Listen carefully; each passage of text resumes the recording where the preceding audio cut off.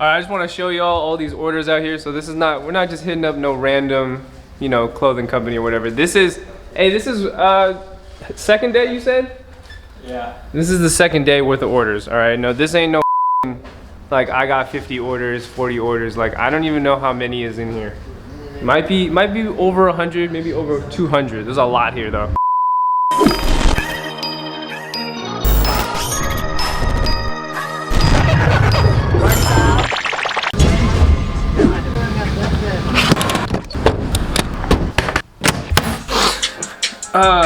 YouTube, what's going on? It's your boy Keezy. It ain't easy being Keezy, and today I'm out here in Los Angeles. Love coming out here. Sometimes I come out here for like a day, and then I come out here for like a business meeting, and then after that I just kind of roam around. I go through Hollywood, I go through downtown LA, see what's up to date with the new stores and stuff. But more specifically, I'm going down to, I don't know the actual city name. We are going to Alhambra, and why we're going to Alhambra is because we're going to visit Uniform Studio. I'm actually wearing their t-shirt right now. A big shout out to Uniform Studio. I'm going out to visit them. Real cool people. The biggest reason I'm going down there is because Uniform Studios is new to this like streetwear and like starting their brand as of like 2019 to my assumption. They're doing good. They sold out on a lot of their items, a lot of their hoodies, like box fitting t-shirts, hoodies and stuff. They even did an amazing job on those snap cargo pants that I've already reviewed on another video. If you haven't watched that video, I'll try my best to pin it in the comments. If not, just sift through my videos and you'll find it. But yeah, I just wanted to come out here and visit their shop. I don't know. I wanted to see what it is. If it is even a shop, maybe it's a garage. I don't know. We're gonna find out though. What I did want to do is I also wanted to talk to whoever else is willing to get on camera and talk about Uniform Studios and like where it started, where it's gonna be heading, how they ended up starting their business, and like just all the antics behind it. Because I know originally I had started my YouTube channel and talked about like making clothing, manufacturing clothing, starting your own brand, five steps, 5 easy steps to start your brand. And I still have a lot of, I think, subscribers that tune into that stuff, because every once in a while I get questions on like what's the best blank t-shirt, where's the best place to go find a manufacturer and stuff like that. And I think Uniform Studios is doing a good job so far, so I don't mind going there to ask them personally like those questions. Because even for myself, like I started this YouTube channel because a big reason is that I want to eventually build a community and build an audience, and then eventually drop merch, right? And not like just your typical like all style printed one logo merch. I want to do actual like cut and sewn pieces in the future and make my own line and make my own brand and just kind of restart and refresh and do it that way. And I think this is a good learning experience for me to go out there, but also a good learning experience for people that are watching this video and curious on where do people go and find this stuff? Like where did they start and how did they get to where they're at, to like a sold out website?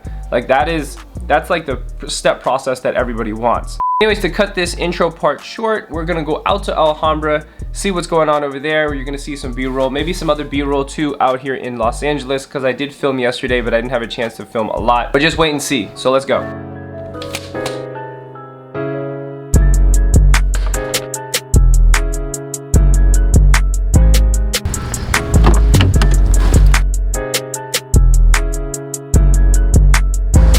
Thank you.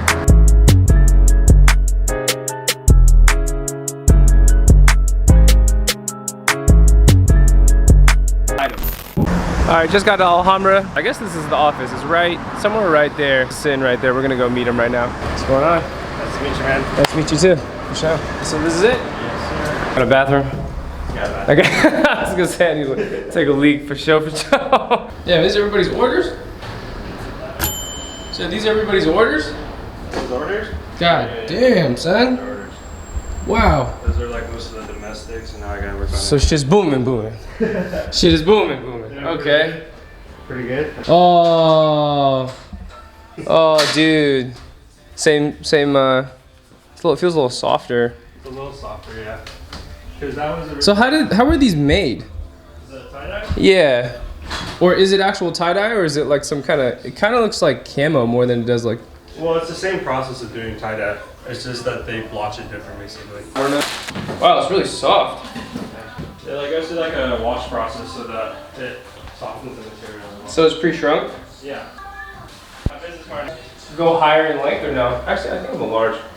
They like for the majority of the part, they all stay pretty cropped. Oh no, this works. This works. I guess we gotta play. I don't get to wear that. That's weak. Interview I'm going back to the bay. I've been asking about that t-shirt all day. So I'm at Uniform Studio right now, and you guys want to introduce yourselves? What's up, man? Daryl. And I'm Max. Owners of Uniform Studios, and I just have a couple questions for them for people that are interested in knowing more about like streetwear, starting your own business, where these guys came from, where their brand started, because they've done a lot within streetwear in general already. And it seems like the minute I walk through the door, you guys have trash bags full of orders. So that already says a lot. So we're gonna go through a series of questions. If you have any questions, leave them in the comments below. So let's get it started. First question, just kind of like an informal interview. Like, where did you guys start as far as like Uniform Studio goes? Like prior to Uniform Studios, what manifested this basically? Well, I mean, we started off the brand Make Crew, and you know, that lasted a few years. It's still running actually, through other people now, but we started that in high school, and that's basically where we got our foot in the door with everything. Yeah, like pretty much how to learn, like how the game goes, I guess. Mm-hmm. Yeah, we started like in high school making all those mistakes and all those things, you know. Yeah. So. And then from there, he started to do his own company, Monday Suck. For like graphic design. For mostly like graphics. Design. Right. And then basically at the end of the day, we came together to start Uniform because we've had all this experience with producing, marketing, and just figuring out the whole game to now end up here. Yeah. Wait, so only you worked at Mint Crew though?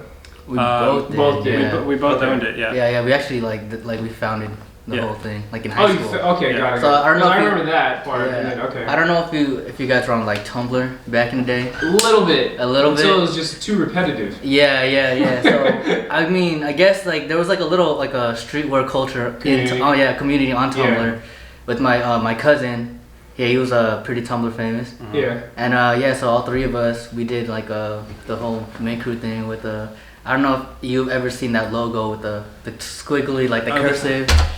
Yeah, all like this. Yeah, so very old right. Yeah. So that's how we started off the company. So printed T-shirts, and so doing that whole thing. And everything is based out of here. Southern California.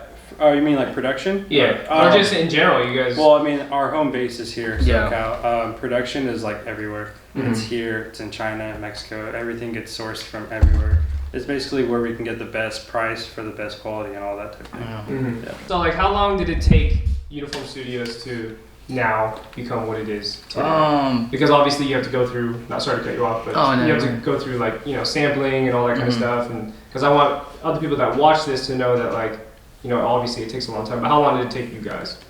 Well, for us, we like this brand Uniform started like in February? Yeah.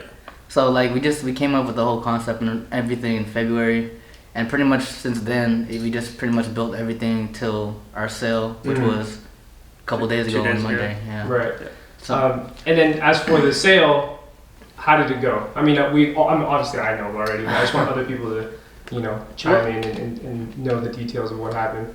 It went pretty well. I mean, considering it's our first drop. Well, how about tell them what exactly you guys dropped and then go from there. We dropped a t-shirt. We dropped 2 colorways of hoodies, 2 colorways of our nylon pants, 2 colorways of our pouch cargos, socks, and I think that's it, right? Yeah. And out of those, we have 2 items that are completely sold out already. Mm-hmm. And basically for the rest of the inventory, everything is super low. So I think we went pretty good for a first drop. I mean, it's probably the best first drop I've had with any company I've ever worked with. That was very good. So I'm pretty happy. Yeah. Okay, so and I'm sure maybe other people have this question too, and I've had this question. Is that before starting Uniform Studios, obviously there's a lot of inspiration taken from other brands. Mm-hmm. Did you guys both for sure jump into Uniform Studios and was like, we're gonna for sure take like this type of inspiration, or was there an initial part of it where it's like maybe we should just kind of do our own thing as far as like looks go and whatever? It was a little bit of both. Yeah. Because we wanted the brand to be familiar to other people, but still come out with original designs. Right. But we wanted something like a piece that would kind of like, you know, kind of step in the door, something that's a little bit more familiar. Right. Like the snap cargo. Like the snap cargo. Yeah. Like we wanted to like fill a void where pieces aren't really too obtainable. Mm-hmm. There is other brands that do some of the silhouette pieces that we do, but we just feel like they weren't producing them at a quality that we felt was good enough. Mm-hmm. So that's where we come into the lane, basically like taking a fear of God piece and making it into something that we can call our own. And then also like with the original pieces, like our tees, like just breaking it down to a wash, the distress in our logo. We just wanted products that you could see that it's ours, and also be like, oh, okay, like they're not just knocking off everybody. Like they actually have a little culture behind them. Right. Yes. So to add on to that question too, moving forward with Uniform Studios, maybe not now, I don't know if it's later or in the future, is Uniform Studios going to be and have its own aesthetic, right? Or is it going to forever remain something that potentially takes inspiration? Because obviously inspiration is, what's the word for it? It's subjective, right? Yeah. People can be like, oh, you took this from that, but not really, right? But is it eventually something that you guys want where it's like, oh, this is totally us? I think we're gonna try to play it in like the in between, where some pieces will be trendy and up to forecast with how the market is, and then some pieces are just going to be completely original and how we felt that day or that month. Right. And I think that's the line we want. But it'll all lead up to like kind of a certain style, certain aesthetic. Right. Yeah, because we feel that we could bring like a little balance, especially with some pieces that people really want, but you're not going to be spending like not everyone can afford like $1,000 pants. Right. Of course not. Of course not. Yeah. So I mean, but it's still gonna have like, you know, just the right blend. Everything's gonna be you would know like it's gonna be that style, like a certain style. Okay. I don't know if that makes sense. No, that totally makes sense. Now talking about $1,000 pants, like price, like how do you guys determine that, right? And that's sometimes it's always tricky because I mean you can raise something by $10, you sell 100 units, right? That's a lot of money. How do we determine our price points? Yeah, like what determines that and what doesn't, you know? It all comes down to what like pre-production. Yeah, what the cost for production is. Yeah. As of right now, we don't plan on doing any wholesaling in the U.S. So we basically just try to mark up our items from production costs to wholesale. Yeah. And that's how we get our price point. We don't plan on doing any wholesale, like what I just said. So it's able to keep our costs down for retail, and also allows us to have a little bit better quality than other brands that are out there. Okay. So like a little bit like a direct to consumer type thing. Right. Yeah. Now going like farther into like detail wise for the clothing and how it's made, give us like a very quick like synopsis of where you guys from start to finish as far as I guess maybe initial design, all the way for production. Who does it get sent to? If you want to give out that information, obviously, all the way until it gets to someone's doorstep. Like, just give a quick. It doesn't have to be crazy, you know. I think I could break it down pretty quick. So the initial step is to find a piece that we want to replicate or at least have a similar fit or look. You have to buy the piece. From there, you have to make sure you get the sample and pattern made. Patterns are like the layout of how the garment is. There's a pattern maker everywhere in LA. And then from there, you gotta source your fabric. And from sourcing your fabric, you now have your pattern and your fabric. And you just get it constructed for a sample, and you go from there. Usually you're not gonna get the first sample right, and you have to make edits, and that's just kind of all part of the game. You gotta have money to be able to keep editing and keep making adjustments. Changes, because you have to have your fit model as well. Right. Yeah. And that's basically what it is. You buy your piece, you find a pattern maker, you construct it with the sample maker. You also got to source your fabric, and then pretty good. And if you're gonna add print, you need to find a screen printer. If you're in LA, there's screen printers everywhere, and that's basically that's like for a t-shirt and pants. Yeah, and that goes with original pieces as well. Because when you do an original piece, when you have like your concept, there's different ways you could go at it. Like you could find a piece that you like that fits, and then you could just try to measure everything out and everything like that. And pretty much that's what you draw on the paper too will be your another inspiration. We also do our CAD drawings. So we do like CAD drawings as well for like our original pieces. Sounds all good. Not yet. We also draw it up so that sample makers. Because we try to, because especially if we're gonna do production in different places, you want to have the communication. You want to be able to, everything has to be very like. So we try to get as detailed as possible. Yeah, detailed. You have to be very. I think it was like obvious with how your instructions are. Like, okay. If you want a pocket right here, you gotta measure it and be like, you need it right here. At times too, you get, especially if you want to do something like a little bit more custom, you're gonna have to have those measurements on the paper. Yeah. And on Okay, now is everything you guys make here?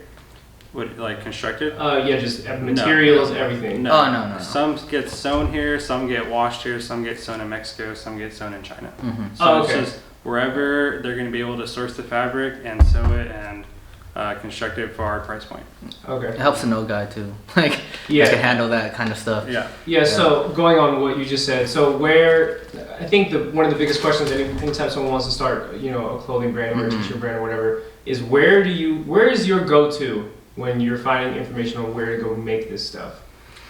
Honestly, that was a lot of trial and error on our part. Right. Yeah, it's mainly trial and error. Like, we would go to sewing houses in LA, and we'd just be like, oh, we have this pattern, like we have production, and it's either they say like, yeah, we could work you into the schedule, or it's just like, no, we're too busy. Because it's not a big enough order? Yeah, most of the time it's because it's not a big enough of an order. If you're not doing like 100 or 200 pieces and up, then they're basically not going to want to do it. Unless you have some type of relationship, then they won't. But I guess it's just like really putting kind of like taking your ego out and being able to take a no from a billion people and make mistakes. And you'll eventually find who you need to find. A lot of the times too, like if it is a low order, it's gonna be kind of pretty expensive. Right. And I think a lot of people don't get that either. That probably making 50 shirts is gonna cost you just as much as making 200 shirts. So also talking about price again, just for kicks and giggles, like if you were to make a sample shirt right now, because I get this question so much and it's almost annoying. How much does a sample cost you? And I think this is better for people to know, for you guys to make a sample, right? So a sample shirt. Let's just go for shirt or hoodie, right? All right, I'd say for a sample shirt, if you want to do the pattern and find the fabric, probably costs like $200 to $250. For a hoodie, probably everything is kind of the same unless you're like doing something kind of drastic. If you have like more, it kind of comes down to how many pieces your pattern has. Right. That means if there's more pattern pockets, so if there's more pockets, basically there's more patterns on your pattern. And the more pieces that are on your pattern, the more expensive it gets, basically. Right. So usually it's around like 200. I think a pair of pants denim could run you like 300. But I mean, that's if you know like where to get it all done at.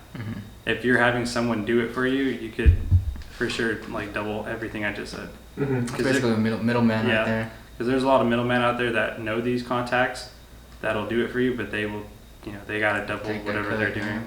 Right.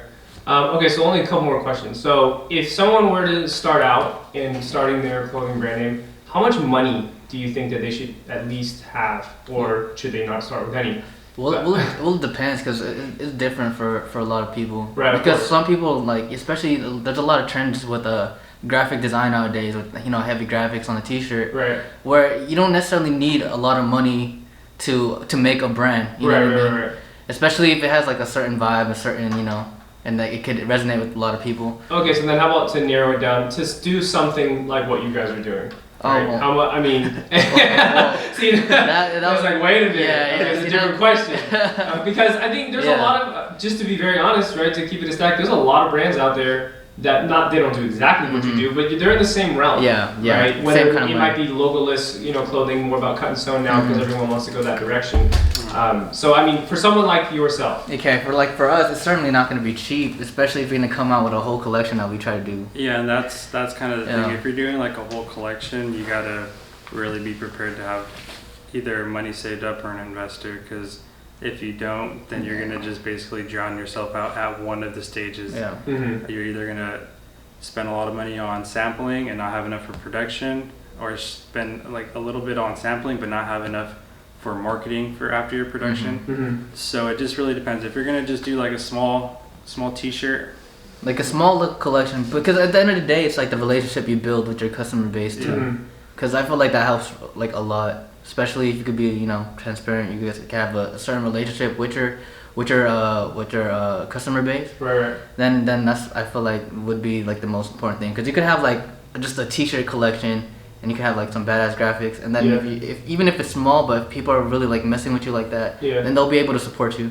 and I think like if it's just a small collection that's not cut and sew, maybe like $3,000.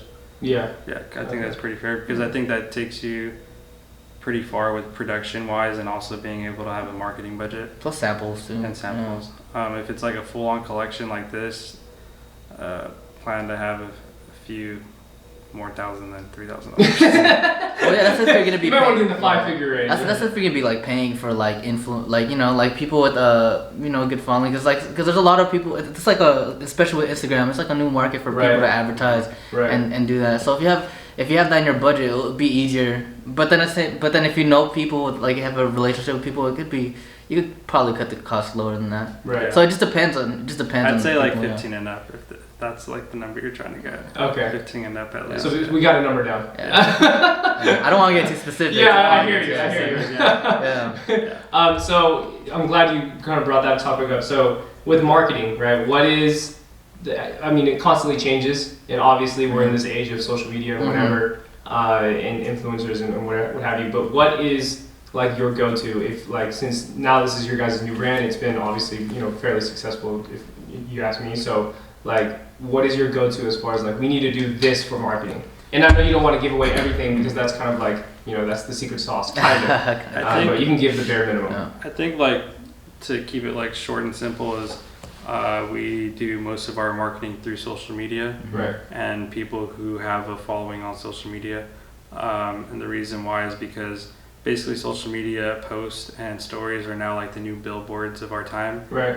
Where people used to spend $1,000 for a billboard over a freeway, they're now spending that on a person to market their product. Right. And I feel like those, well, at least for right now, that's like the heavy market that we go to, because we know that there's an influx of people on that social media platform who do gravitate towards that styling of clothing. And I think that's worked for us so far, and that we're going to continue to do that. We also take data from our website, see where the referrals come from, and we just gauge it off of that. And that's kind of like what I would explain for people to do if they're really trying to get their foot in the door, is just explore and see who's in your in your realm of that streetwear or that style. And I think it'll help them a lot. Another thing is just to be cool. Yeah, because you don't want to be a dick, you know what I mean? You gotta be a cool person. Because you could build like cool relationships with these these people. Yeah, so. of course. Yeah, because being nice goes a long way. And if you have a decent personality and you treat people how you want to be treated, then they'll most likely help you out along the way. Yeah. Plus, it's like you guys are like helping each other out, because it's basically a job for them. Yeah. You know what I mean? Like you help them out. Say like you don't pay someone, they're still getting content for their page, and you're getting your brand out there, your name out there. And another thing is like especially if you start a brand, you want the product to speak for itself, because no matter how much you want to like give them money or pay somebody, like if it's not, you know, up to it's not up to par. Because we want, like, especially when we hit up people, we want them to be honest as possible. Right.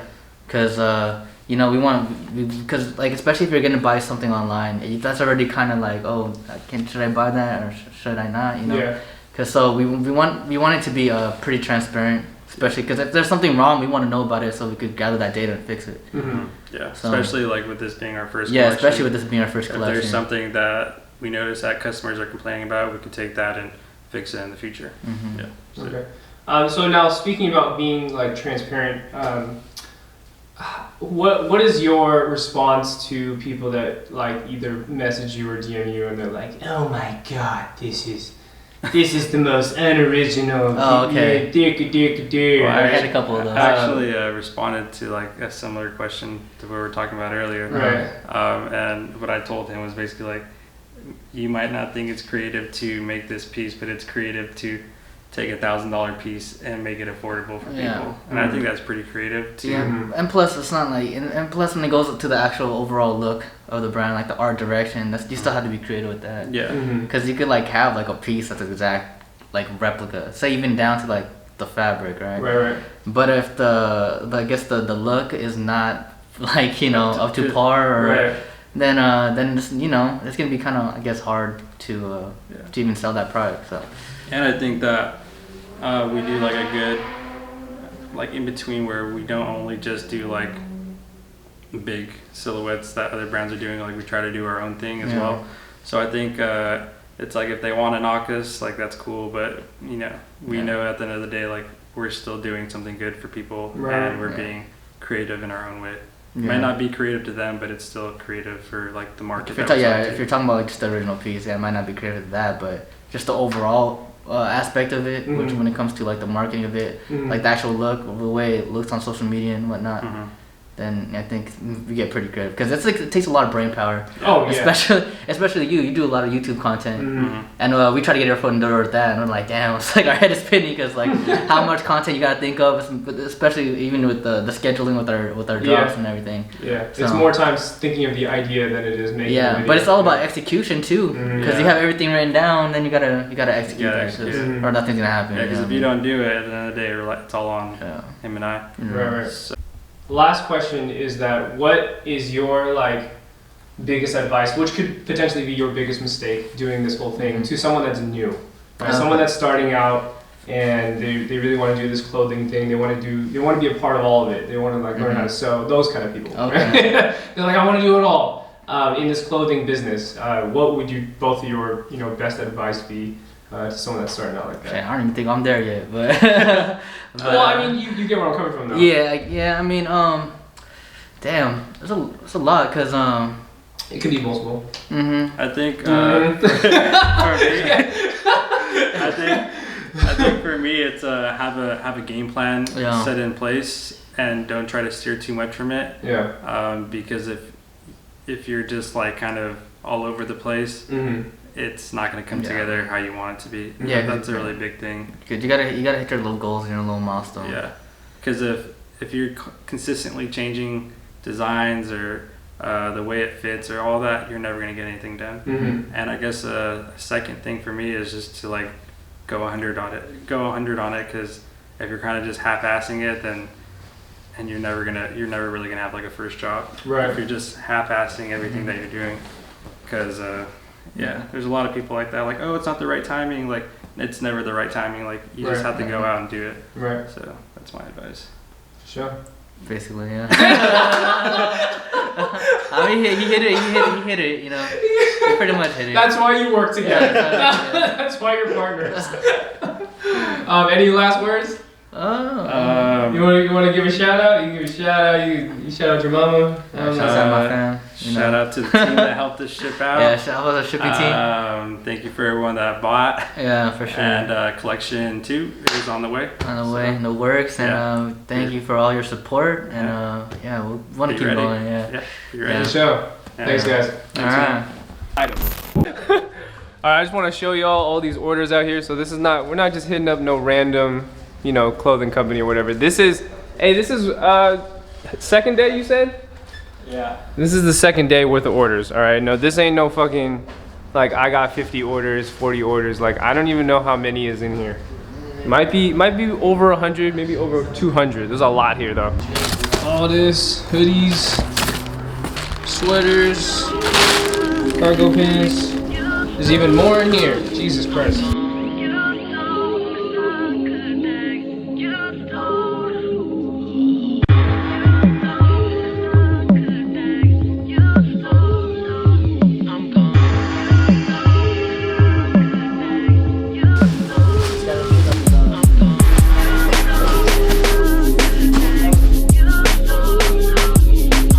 Alright, so now we're bringing all these to the post office.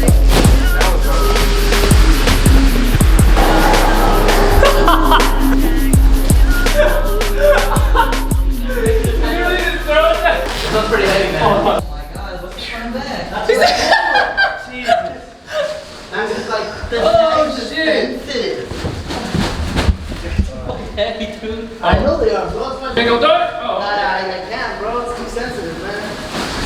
Oh, I want to rip. Bro, You're in the front, right? How you feeling? fucking feeling tired as shit, man. Right? Yeah. Oh. Oh, look at him. Oh, damn. Light work. You talking about he want to go to LA Fitness. Bro, there's like 50 items per bag. Probably even more than that. Probably like 60 items per bag. What about that carry? It might rip. It might rip. You need some water. You need some water, bro.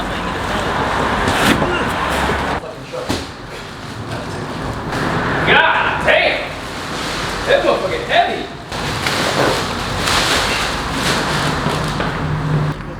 I know. Oh yeah. This hot ass breeze for the baby.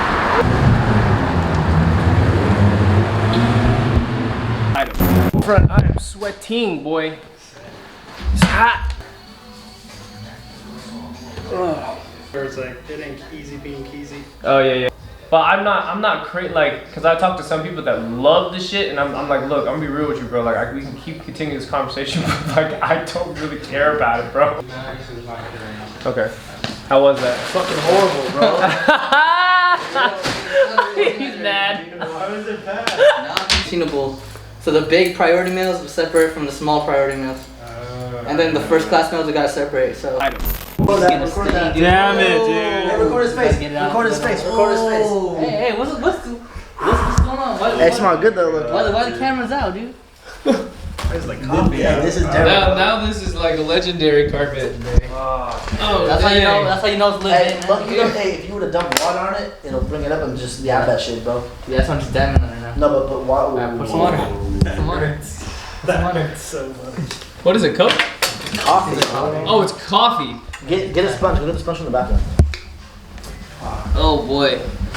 How do you extract the coffee? Extract the fucking. Well, how we doing here, guys? How we doing? Wow, look at that. That's pretty It's good. brand new. Shit, dude. Hey.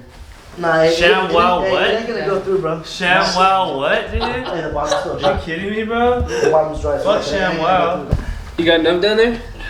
through. Nah, it's not. It's dry. Oh shit. Well, at least it came out. Nice meeting you. For sure. Video, bro. That's me, So, man. Thank you. All right, bro. Use the brush. Take time. Like what we do, and then later on, because architecture, as you know. All right, man. It was nice meeting you. Thank you for going through, man. Absolutely. I'll be back. I'll be back.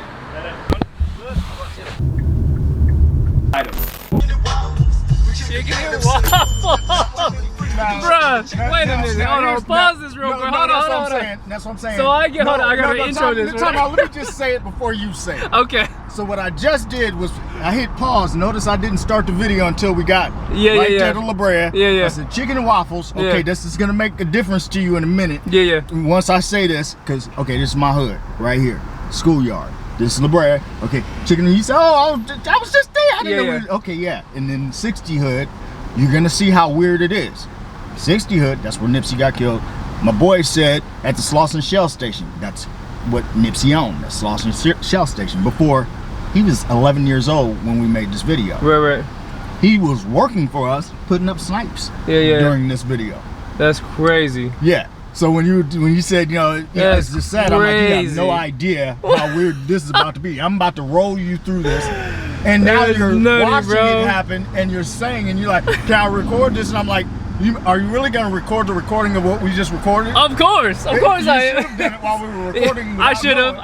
knowing. Yeah, I you wasn't didn't know thinking you at the were gonna time. do it, I didn't think but- at the time. Yeah, No, but that's crazy. this Well, hold on, is I gotta something- tell the people though. I just got in this Uber. And what's your name again? Oh no, this is Lyft. First of all. Okay. Lift. Okay, this is yeah. divided. It's divided. Oh, very divided. Very divided.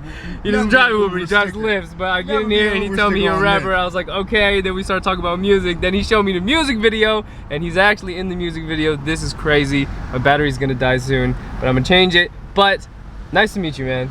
This is lit. This is a good way to exit LA. But I just said we're on Venice. We're on Venice right now.